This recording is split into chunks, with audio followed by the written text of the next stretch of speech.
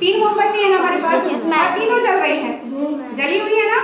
अब देखना ये है, हमने आपसे बताया था कि जो ऑक्सीजन होती है वो हमें सांस लेने में तो यानी कि सांस लेने के लिए वो जरूरी है, जीवित रहने के लिए वो जरूरी है, क्योंकि वो क्या है, प्राणवायु है। एक और काम बताया था कि ऑक्सीजन क्या करती है, किसी भी चीज को जलाने में, यानी कि अगर आग जलानी है तो ऑक्सीजन चाहिए।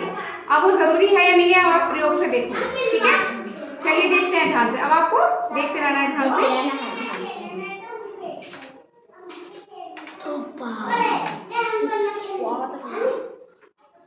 तीनों बराबर चल रही है ना बेटा? बराबर ही है, ठीक है। चलिए देखो, ये तो हम ऐसे ही छोड़ देते हैं, ठीक है। इसके ऊपर हमने एक गिलास रख दिया,